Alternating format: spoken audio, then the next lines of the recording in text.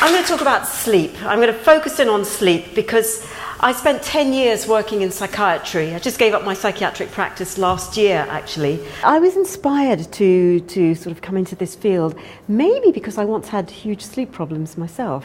And it was in my early 30s that it actually made me very ill.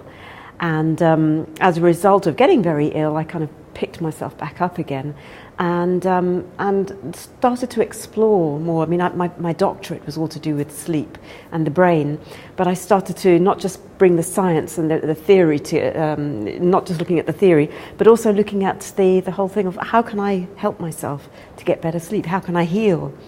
Human beings have had issues with insomnia throughout the history of time. In fact, we're remarkably well adapted to cope with bad sleep. But there is something that's happening in the world that's making this more of a problem. And a great deal of that is to do with the fact that everything is going so fast and the demand has sort of ramped up. And we have lost the ability to rest, to build rest into our day. You know, so we're constantly bombarding the brain.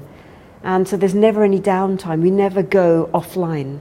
And I think, you know, this has worsened the situation because we're putting more energy out, but we've lost the rituals or the habits that enabled us to put energy back in. So we've become over-reliant on sleep. Our nervous systems have become so wired because we never stop. By the time we get into bed, those sleep problems become even more of an issue. If you're living in the wrong part of your biology, you will not sleep. If you're living in survival mode, you will not sleep because it is not safe to sleep.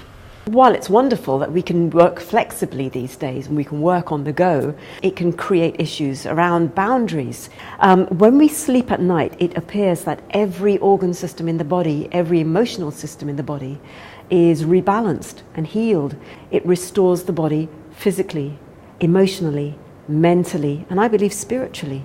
So we wake up with vitality. We wake up feeling able to connect with our family and give proper hugs. We wake up feeling laser focused and intellectually and creatively engaged with what we're doing. And it gives us a fighting chance of living a life of meaning and purpose. So what can organisations do? For a start, they could make it culturally acceptable for employees to come to work and rest. Enlightened organisations of the future will maybe have nap rooms or nap pods because they will accept that, you know, people need to take breaks. I think the key is to rest, to build rest into the day. So here are the top 5 things. Eat breakfast within half an hour of getting up, especially if you wake up and your nervous system is nervous. That means you're anxious. The second thing is cut back on caffeine. Don't have caffeine before you've eaten. Eat your breakfast first, then you might have your cup of tea or coffee, and cut back on caffeine after 3 o'clock in the afternoon. Third thing, drink lots of water, 2 litres of water a day. Fourth thing, cut back on technology. Start establishing some healthier boundaries, technology out of the bedroom. And the fifth thing is going to bed earlier, 3 or 4 nights a week. Around 10:30, getting into bed, resting, relaxing. You don't need to be fast asleep, but resting.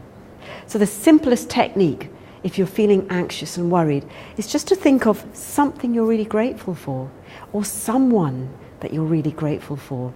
Imagine that person in front of you. It is impossible to feel stressed while feeling grateful. When we feel grateful, we produce the hormone oxytocin. Oxytocin is the trust hormone. When we produce oxytocin, we trust. When we trust, because sleep is an act of trust, we produce melatonin, which helps us to sleep. Feeling grateful helps you to sleep.